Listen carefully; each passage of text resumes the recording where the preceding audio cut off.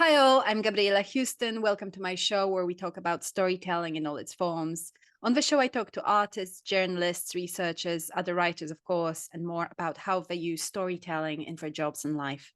This week's guest is Eleanor Newton, director of the Trouble Club, entrepreneur, event moderator. As the director of the Trouble Club, she has overall control of the direction and strategy of a small but fast-growing business. Her role also includes moderating Trouble Club events, which has given her the opportunity to meet and interview some very prominent figures on topics ranging from politics and science to wellness and literature. So thank you so much for coming, Eleanor. No, thank you so much for having me. I'm sorry I have a terrible cold, so I don't sound at my best or You look at sound my best just either, fine. but it's okay. Uh, so you have what to inquiring minds must feel like an absolute dream job, and you have accomplished so much in your very short time with a Trouble Club. So can you tell our listeners what the Trouble Club is and what the sort of mission statement behind it is? Yes, of course. So the Trouble Club was essentially set up as an events club featuring incredible women speakers. And we have now about, I don't know, 7 or 8 guests every single month, ranging from women like Margaret Atwood and Gloria Steinem, Rennie Edo-Lodge, Alicia Fack. So we've had so many incredible women come. It's been a complete joy to be running the club and be director of it. And I suppose our mission really is to give a platform to incredible women voices and to create a place where women can come to learn and obviously to kind of expand their mind, hear from someone new, meet women that they've been kind of looking up to for a long time, as well as to meet incredible other women and to connect with them and to form partnerships and to lots of the time form friendships, create business partnerships, and get kind of an incredible experience from the speaker while also getting to meet and network with other brilliant women. So that's really what Trouble is all about. And yes, it is absolutely a dream job for those who are keen to kind of constantly be stretching their mind towards something, a different topic every single week. I'm very, very lucky because I wake up on kind of a Monday morning and I'm like, okay, what is it? What is it this week? Is it, because this week it was, are we looking at artwork, which is like next week, for example, or what did we have this week? Oh, we had Rome this week, where it was all about the popes in Rome, with an incredible academic, Jessica Warnberg, who joined us. Oh no, I missed that. I never quite know where I'm going to be or what I'm going to be doing, which is really quite exciting. That is incredible. And I mean, you say you're lucky, but actually you have developed it a lot in your time there, and where it is now is largely due to your efforts. So like, how did you come to work for the Trouble Club? Because you are very young as well, like, and you have accomplished so much. So like, how was your journey?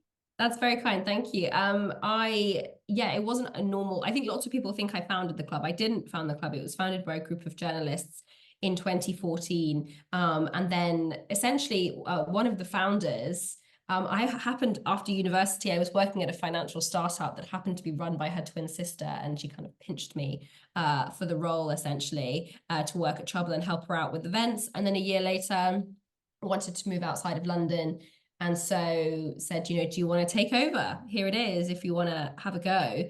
And at the time, I was really naive and didn't really think about the fact that I was starting an events or or taking over an events club at the beginning of a huge pandemic. Didn't really think about that too much and decided to just jump and ended up as the director of the club, doing virtual events initially for a long time, kind of one event a month, moderating them all, starting to moderate them myself. I remember the first event I did, which was with Helen Lewis virtually, and that was really scary because I'd never moderated an event before. And doing that, building it up, and then eventually coming back into live events kind of in the middle of 2021 and kind of not looking back from there. We've managed to grow steadily since then, which has been really, really exciting, and doing far, far too many events, probably, given the capacity that the two of us have, me and Francesca, who works at Trouble alongside me. But yeah, it's that's kind of how I ended up at Trouble. So very much kind of not deliberately, it was kind of an accident that I even ended up working at Trouble and then to then kind of be offered the whole gig after only a year was a bit ridiculous, really. But, you know, it's quite exciting looking back. But, you know, you have taken that opportunity and run with it. And that is the, you know, that is the really amazing thing, because a lot of people say that, you know, they only accomplished what they accomplished because nobody told them it was impossible. Well, I saw like a little interview, I think quite randomly, with Mariah Carey, where she was saying that a lot of her songs are not the really popular songs did not follow the rules, as it were, of what people expected this type of music to be. And it was like a lot of her bigger hits were just her messing about, like All I Want for Christmas is what it was, her messing about with a song, and it caught on. And sometimes that's a thing, you know, if you don't have too much fear in the back of your head, like, what if I fail? What if this? Like, you can accomplish great things, really. Definitely, definitely. And I think that was definitely in the back of my mind, that at the time I was very young. And I think that's definitely a real advantage to that, because there was no reason not to just jump and not to Not to just try it. not to try it. I didn't have any dependents, you know, I didn't have a house or anything like that, a mortgage that I had to take care of. So there was a lot of flexibility to just be like, well, let's see what happens here. And obviously I'm so glad that I did, because you do get these opportunities that I suppose just sometimes do present themselves very luckily. And at the time, I think we had about 70 members. Now we actually have over 1,000. So it was very small at the time. But I just thought that there could be huge opportunity. And I just thought Trouble could be so much more. And so that's essentially what I've been doing for the last couple of years. And yeah, you just got to sometimes take those opportunities when they come, because they don't come along that often. Exactly. So, you know, because the topic of the show is storytelling, really, and I was thinking about your role in moderating events and organizing the events as being a kind of curator of other people's stories. So, how do you, first of all, select your guests? There are so many prominent women. Do you have some kind of methodology to how you approach it? Very good question. Yes, there is a methodology, and it's whatever I really find interesting. I that like is it. that is as simple as it gets. And I suppose that's what makes us quite flexible. It means we can have so many events. You know, there's no one else who has to approve these events. It's quite literally just me who decides, yeah, this is something I find interesting and I want to have it on the schedule. I want to meet this woman. I want to read this book.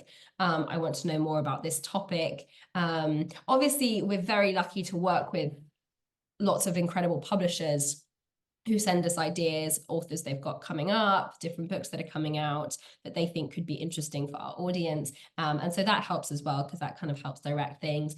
Obviously, it's always useful to grab an author or a speaker when they've got something to promote. That really does help. So even if you've got a good speaker on the list, you want to kind of wait until the opportune moment when they've got something that can be really useful to both them and yourselves.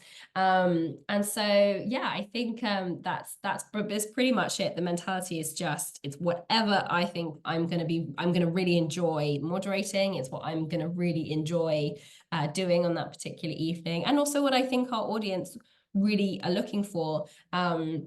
Lots of events that are very inspiring, some events that are just completely infuriating, especially when we're talking about, you know, deeper issues like women's rights, for example. I mean, it does make me sad sometimes that my members leave angrier and more upset than when they arrive, but I suppose at least then we've conveyed some really good information and I think it's with each other.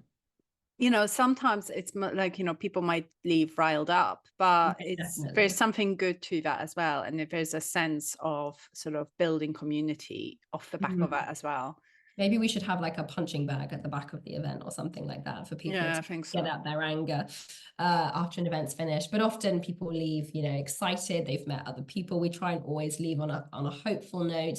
But I mean, yeah, I mean, we've been so lucky to have the speakers that we've had. But generally, it's about looking at what our members really want, what I really want. But I think that's very aligned in lots of ways. And it's about, if I'm going to commit my evening to this particular topic, you know, we want it to be interesting. We want everyone to learn knowing something that they didn't before, and hopefully having met some people that they didn't before. Exactly. And it just does, this club is amazing for like providing opportunity to engage with people that are quite interesting and that, Yes. you wouldn't have met otherwise in your everyday life. Oh, absolutely. Yeah. I meet so many incredible individuals. I get to work with so many incredible individuals. Lots of the speakers who we've had at Trouble, who we've worked with in other capacities as well. Or the publishers that we get to work with. Yeah, we get to work with lots of incredible individuals who make it all happen. And yeah, I mean, it's really fun for my own personal network. It's really fantastic, and our members, such as yourself, who are incredible. I actually had a conversation with another member earlier today, who also provide all these kinds of cool opportunities and cool ideas for us as well, which is really fantastic. And it's so mutual. That's the thing. It's so mutual because it talking to people who are doing really interesting things really spurs you on to try new stuff as well, and to kind of create opportunities for yourself and for others to sometimes give a platform to people. I'm not sure I would have started the show if I hadn't joined the Trouble Club, to be honest, because it made me think, like, why not?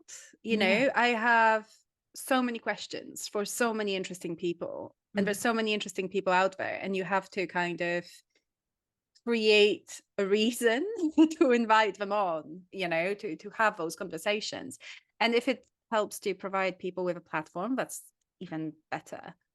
Definitely. Yeah. I mean, it is, and that's so true. And it's so mutual, because I'll go to an event that I might be moderating, but I'll leave having spoken to so many members with a million new ideas.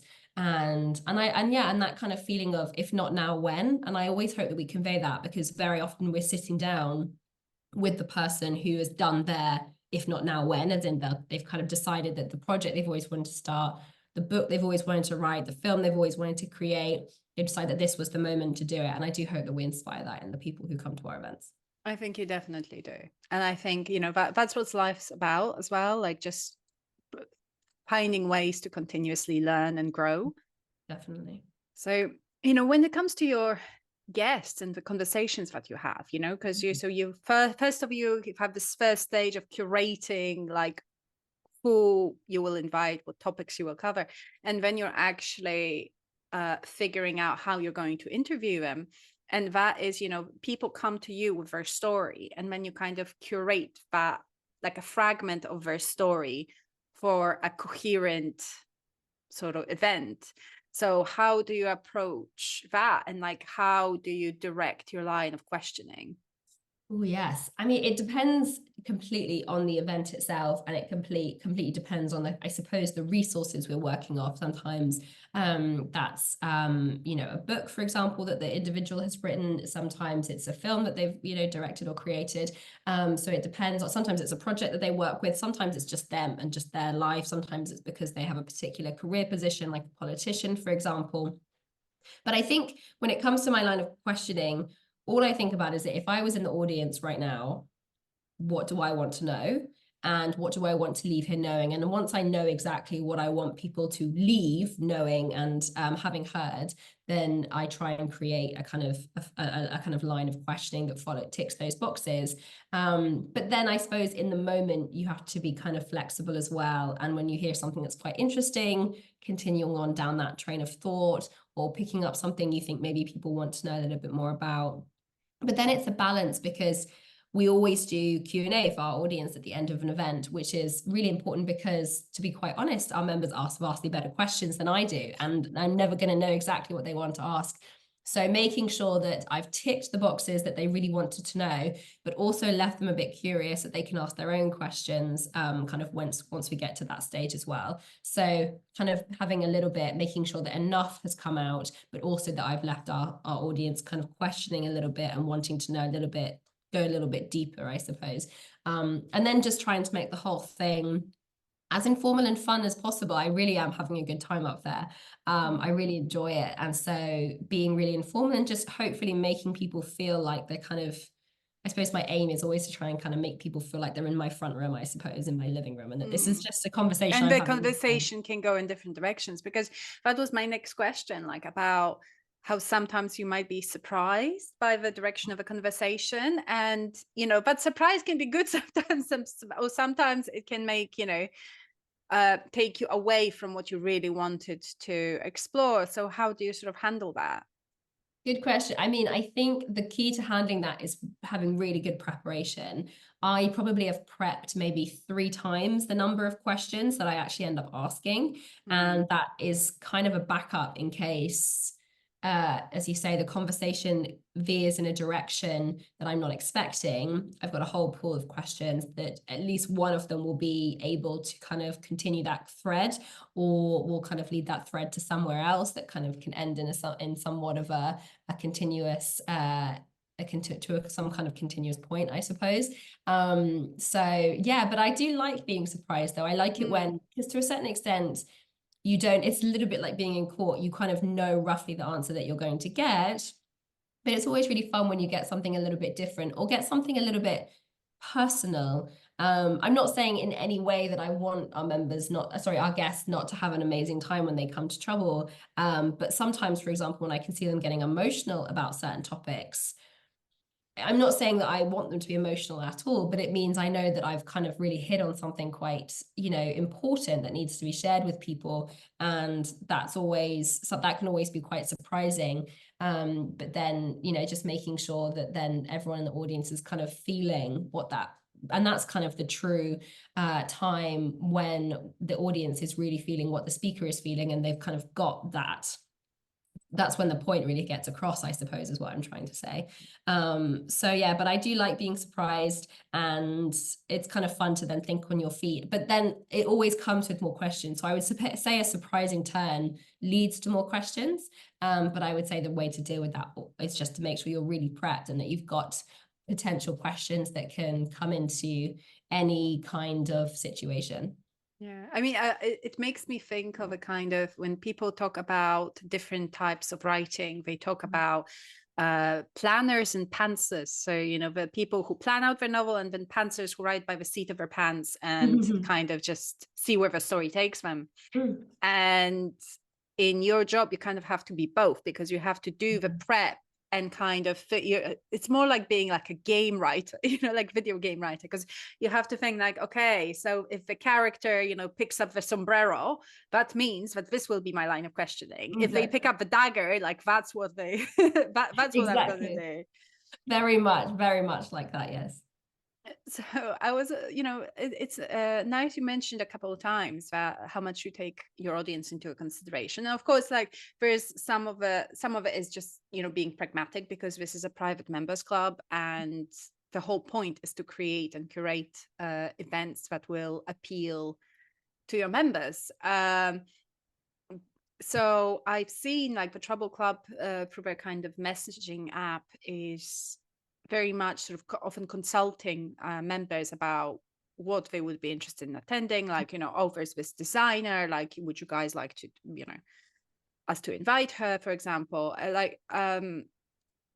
How do you tailor the atmosphere of those events to kind of correspond to what you think the audience, your audience might be expecting?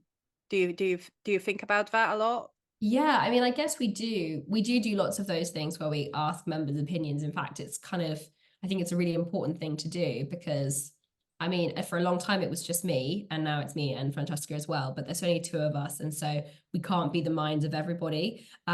We obviously lack a huge amount of experience in certain areas, so we always want to know what everyone has to say about something.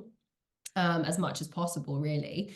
But also kind of at the same time, when it comes to kind of, as you say, kind of curating the atmosphere, I suppose we just want to make sure that everyone in the room is there, to kind of have the experience to learn from the speaker. But at the same time, like, it's actually quite funny when people become a member of the Trouble Club. As you say, we're a private club. They have to fill in like a membership application, which is very different to other membership applications that you'll get for other clubs. We're not super interested in what you do for a job. We don't really care what's on your Instagram story particularly. We're very interested to know who your ideal speaker would be, what kind of books you like to read, and which kind of particular causes you feel very passionate about.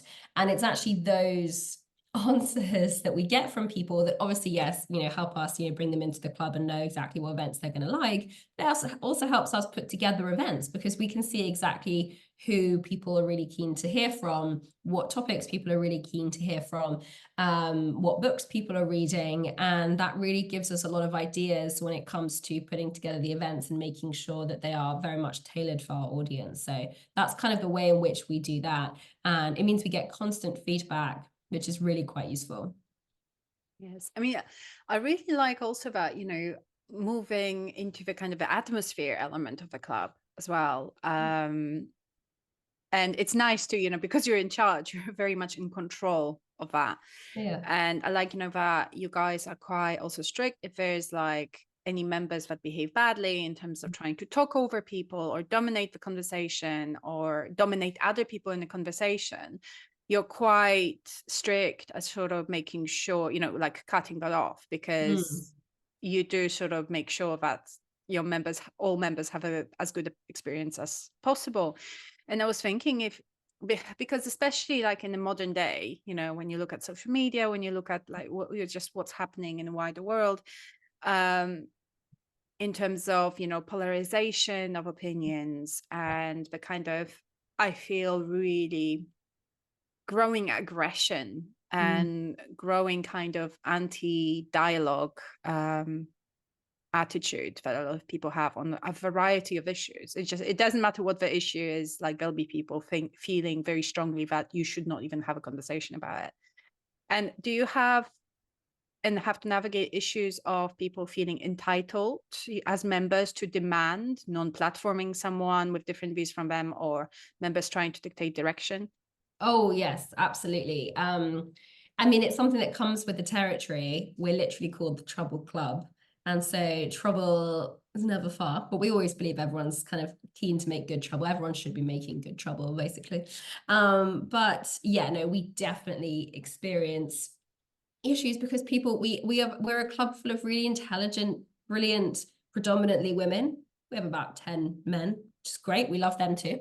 But predominantly, really intelligent, brilliant women who are not going to agree on everything and do not agree on everything and do not agree on lots of the big topics.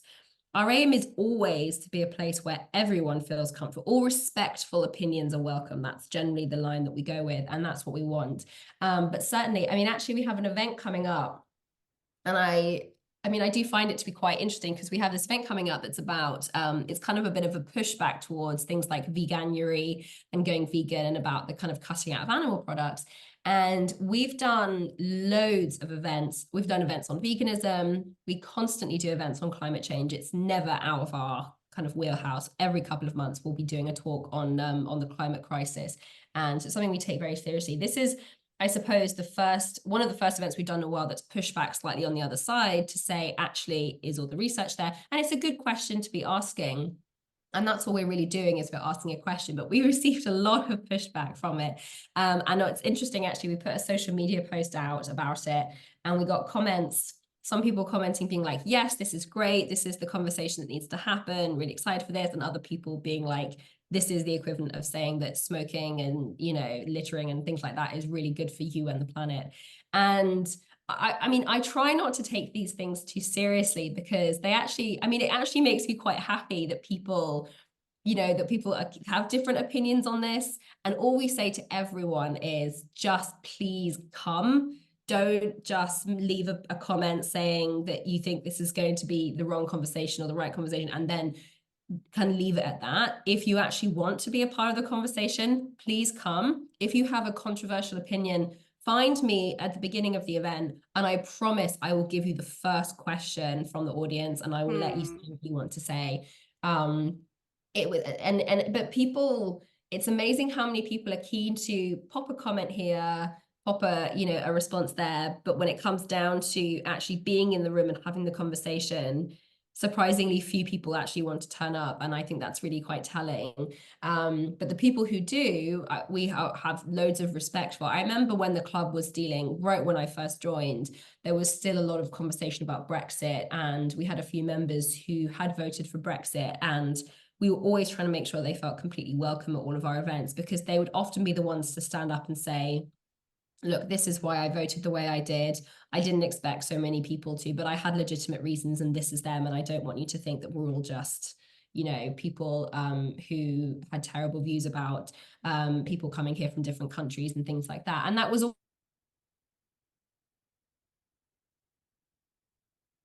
always really helpful because it forced people to have those conversations and to think about when it comes to live events. We want people to come face to face with people who think differently from them, and hopefully after talking to them realize that actually they're not so different after all, and then even where they are different, Sorry, absolutely. I have to stop you for a second because it desynchronized. Sorry. Oh, that's okay. All right. Yeah. Sorry. Can you take it back from the like after 3 seconds from the like not inviting people who don't want immigrants to come in? Oh just, yeah. just because it desynchronized and it was No, like sure.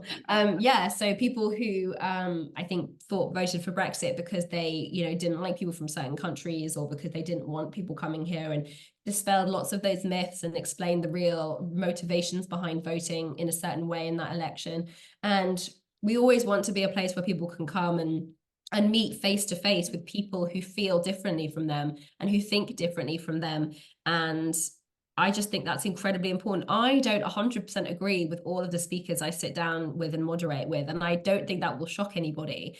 At the same time, I'm always conscious of how much I should be critical of them, because at the same time, I'm not the news. We're not responsible here for this guest has come to us often out of the kindness of their heart. Yeah. And so we want to make sure they have a good time. But I'm always encouraging of members to ask questions if they think that there's something, a topic that they've overlooked, an area which they should be focusing more on, or something that they maybe haven't considered. We always want members to ask those questions and to speak up if they have a different opinion. I remember we did a talk all about abortion rights in the UK after Roe versus Wade was repealed not last year, now it's 2024, 2 years ago, nearly 2 years ago, obviously the summer of 2022, I think.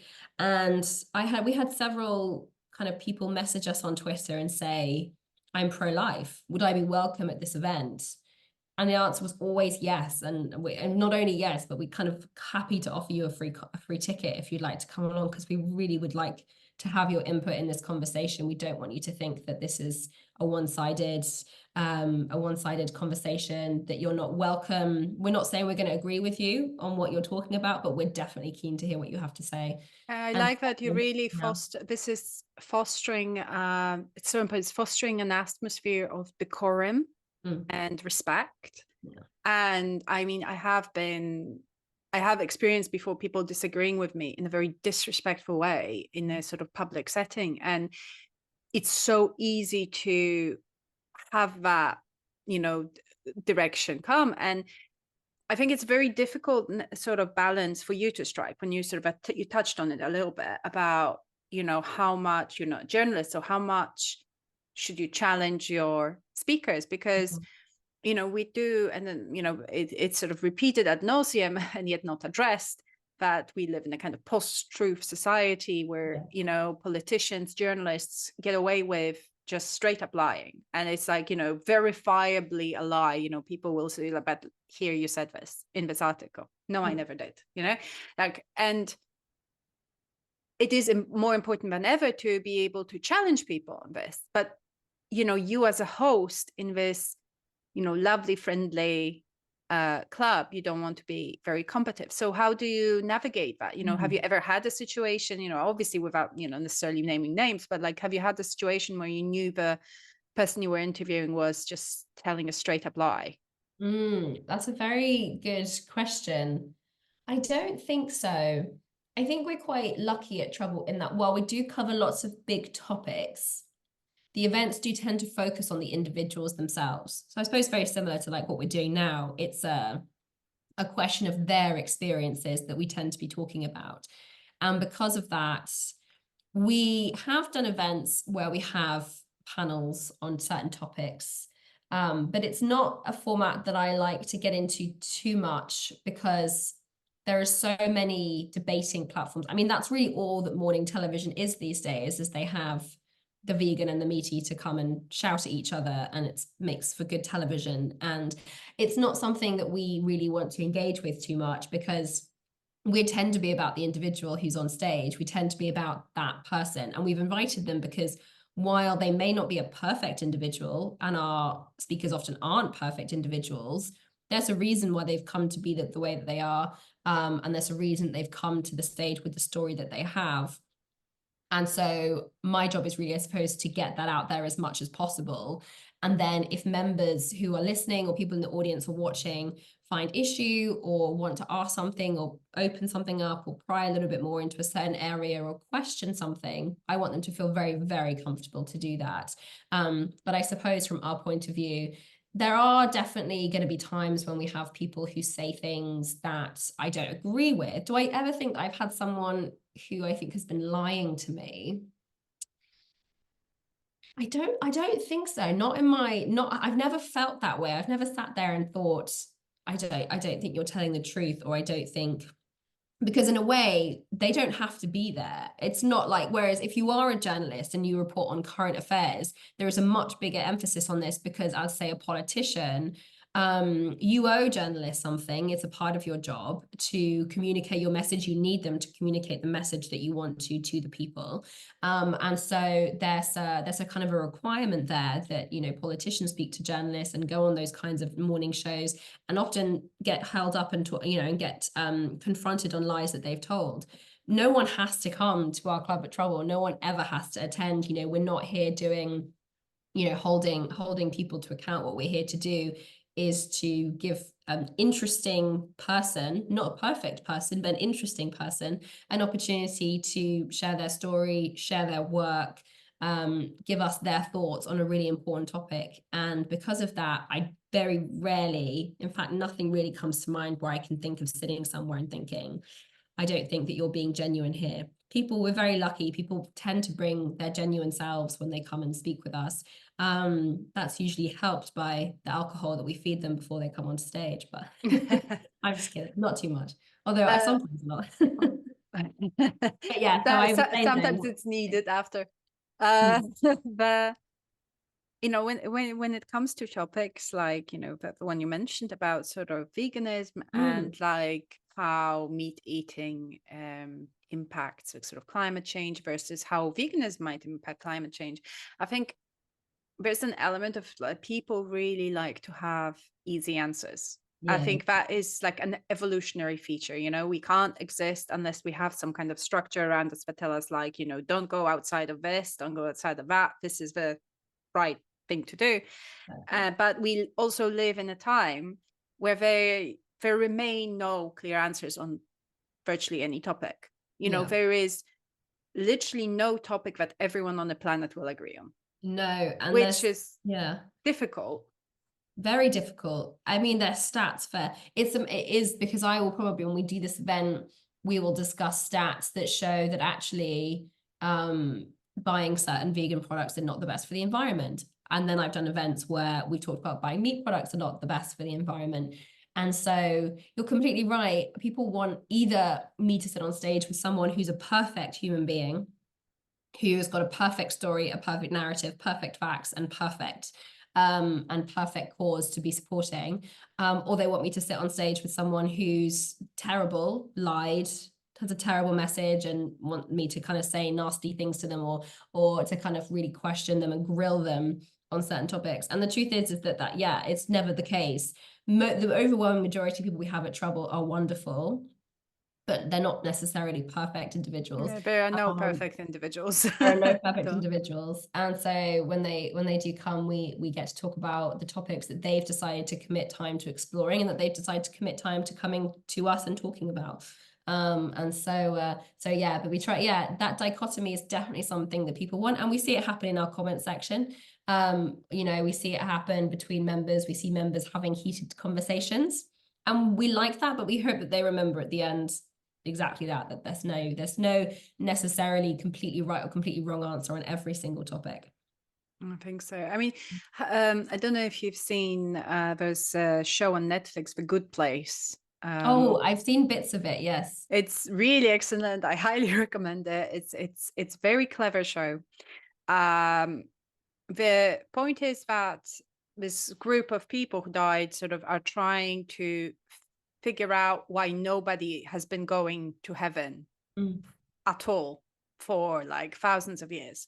and this sort of demon that they're that they befriended is trying to figure it out by he thinks he found the blueprint for what humanity should be, the perfect human being who dreamt of how your place, whether in hell or heaven, gets assigned by like point system, and he has been trying to live his life based on that dream, to sort of maximize his points. And then they go to try, take notes about this man's sort of fantastic blueprint for humanity, and it's ridiculous. This man is like lives on radishes that he fertilizes with his own manure, and only that doesn't want to take water from a stream because that will affect local ecosystem, so he purifies his own wee, and they believe like that's no blueprint for humanity. Someone who is trying to be perfect is you're going to end up being absolutely ridiculous. And it's so when there's conversations happening about like plant-based diet versus meat-based diet, and now there's researchers coming out saying, well, actually, if you eat a small amount of free range beef of cows that just sort of live in the grasslands, that is in your local kind of farmlands, that is much better for the environment than if you eat soybean products that have been grown from soy that has been grown in deforested areas in Brazil. So it's almost like there's like a sort of so I saw this ethical supermarket online thing where you can buy different products, but they have a tick box first for filter, choose your ethics. And I thought that was beautiful, because I don't know if it was done like unironically kind of, but that was beautiful, wasn't it? Because you can't tick all the boxes. You can't be plant-based and good for the environment, and also be supporting people who don't have that much money and can't afford to be buying organic or all this kind of fancy non-toxic stuff as well. So then it's like, if you're going to suggest that this shouldn't be available to people who don't have as much money as you do, that's a whole other ethical problem.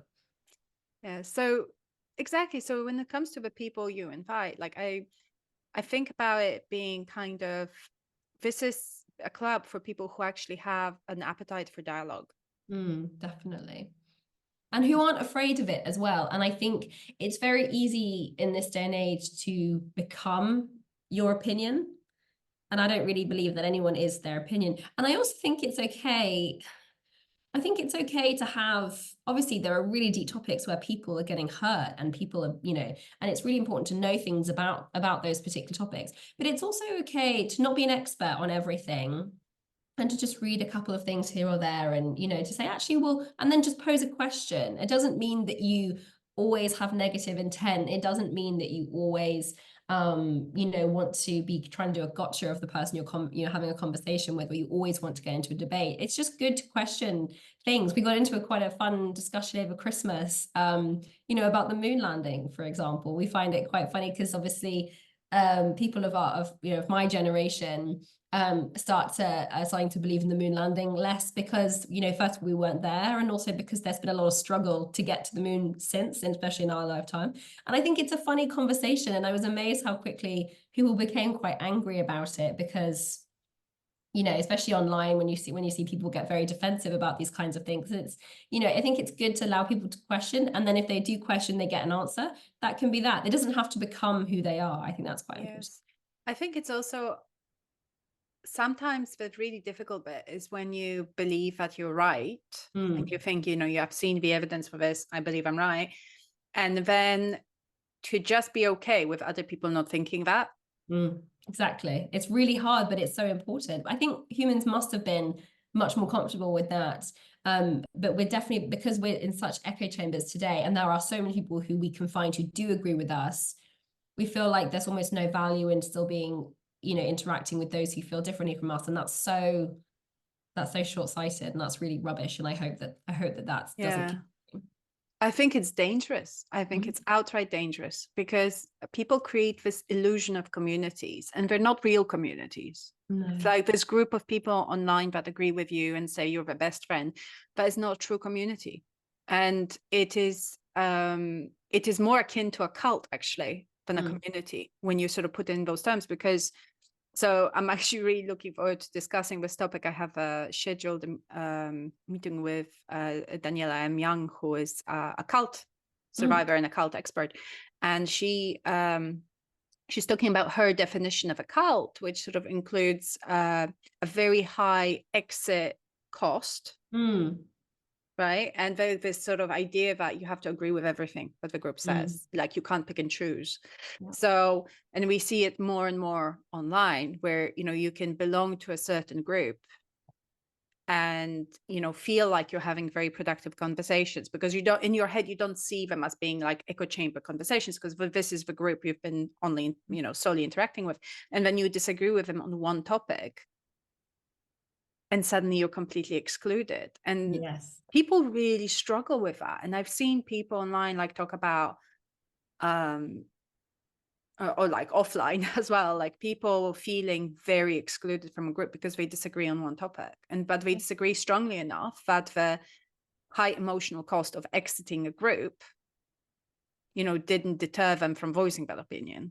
I mean, that completely makes sense. And I hope that there is no topic at Trouble that anyone would feel like they couldn't voice, as long as it's a respectful, non-violent, topic, that people, I hope that people feel like even if they disagree with the consensus, that they know that they'll always be welcome at our club, and they always will be, especially as long as I'm in control.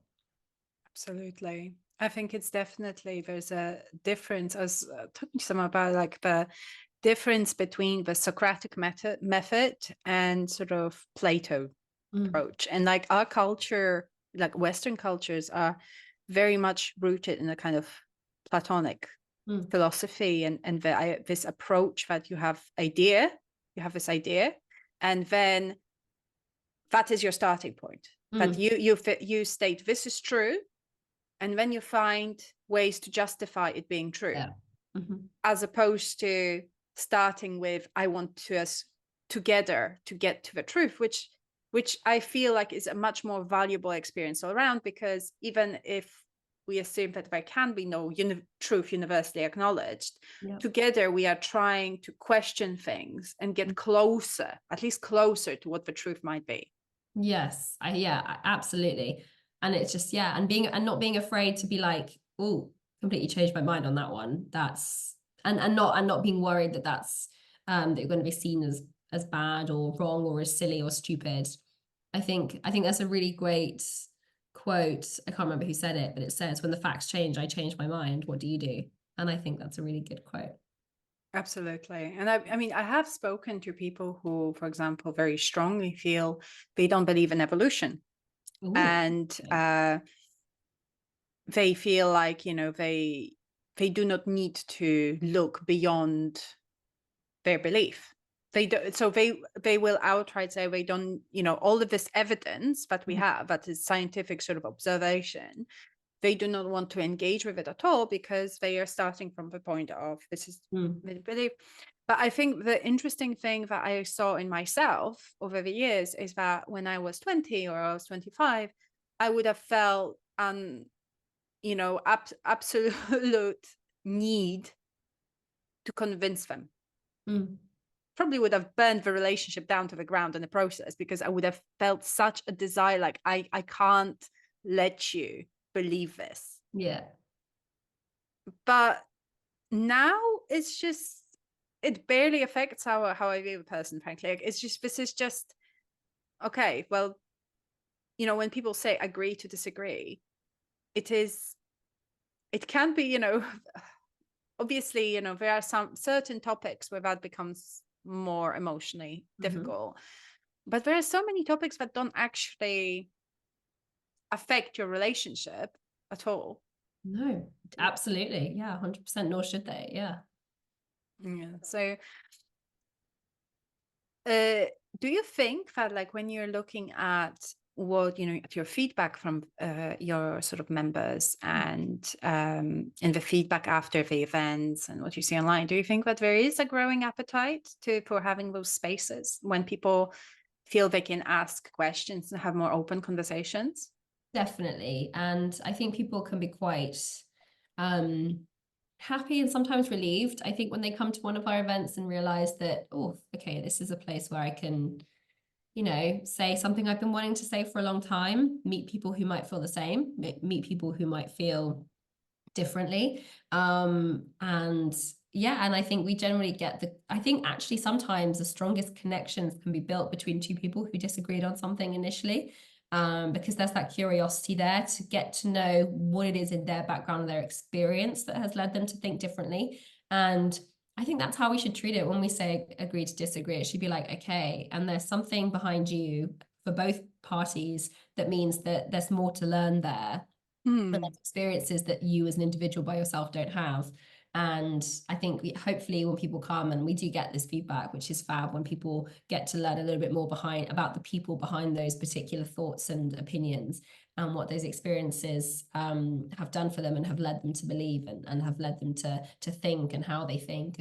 And yeah, I mean, that's definitely something we hear, which is fantastic. And that's why we kind of want to put the people, I suppose, at the center, which is why we focus on doing those kinds of storytelling, I suppose, very much like this podcast, events where we have one individual and it's about them and their background and their history and the project that they're doing, as opposed to just the surface level opinion. Yes, I think there is a powerful need to also feel like we're safe again, talking about things that might sort of cause people to have very strong opinions. And it's so something I have kind of observed is that people from, no matter what their opinions are, and honestly, no matter the space they're coming from, uh, they feel like the repercussions for them trying to question things might be too much to bear. Yeah. And that comes, whether, a person comes from like a very kind of traditional, right wing, or maybe right wing conservative background, or whether they come from sort of very liberal, progressive, sort of so-called progressive circles.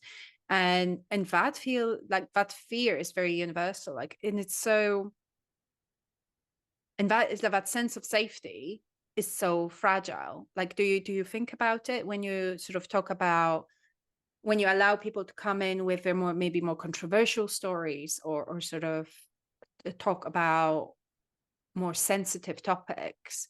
How do you handle this? The fact that these are, quite, I mean, they're for private members, but, people who are non-members can buy tickets to those events as well. So how do you handle the public element of it while preserving the sort of safe space feeling?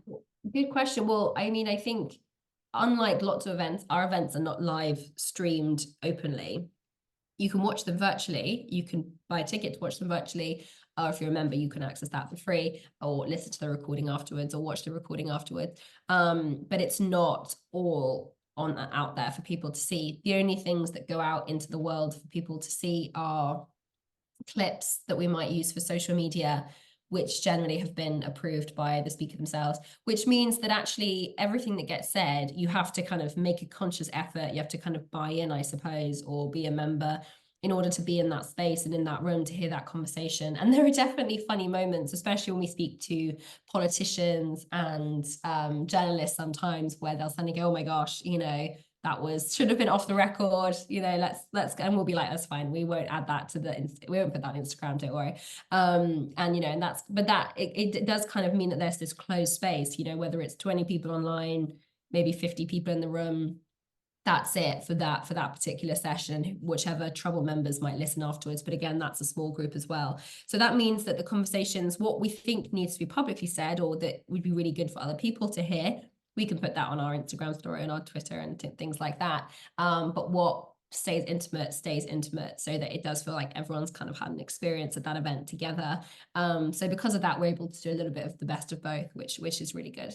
Yes. So what is your next ambition? What is the next step in the Trouble journey? Trouble, very good question. Trouble is, we're currently in London. We've done events in New York and Toronto before, but we're very much London centered at the moment. And I mean, I'd love to see Trouble in every town and city across the world. That would be my utter love and dream, and that's what I hope we can achieve one day. So looking outside of London, especially in the UK, is going to be really key in 2024, and starting to do events in other towns and cities across the UK. And we already have members who watch virtually from around the country, and so interacting with them and getting some live events on the ground for them in those different cities. And yeah, that's what I'm really excited about, and just continuing to get, you know, even more incredible speakers in, talk about incredibly interesting topics, and just kind of giving everyone really interesting evenings. That's kind of what it's all about. Yes. I mean, I have a close friend in Newcastle who's keeping a very close eye on Oh. that side of it. Watch this space, definitely. Newcastle's coming. I think Manchester is where we're first looking. And then probably after that, I think definitely Birmingham, Newcastle. We get a lot of interest from Bristol and Brighton as well. So those are definitely areas that we're looking Yes, at. it's very hard because obviously you want to be able to allow the most of your members to attend those Mm. events, and it's just London. It's like this country is so London centric as well. Yeah, it's true. It's true. And we definitely don't want people to feel that way, especially for our more intimate events, like our dinners, for example. They can happen anywhere, and we want them to happen everywhere, pretty much. Thank you so much for No, answering thank my you so much for questions. having me. I I really hope that this sparks some conversations as well among people watching the show. Definitely. Thank you so Thank much. you so much. Thank you for watching the video. Every week there's something different, so click like and subscribe if you would like more. It really helps the channel. Thank you, and see you next week.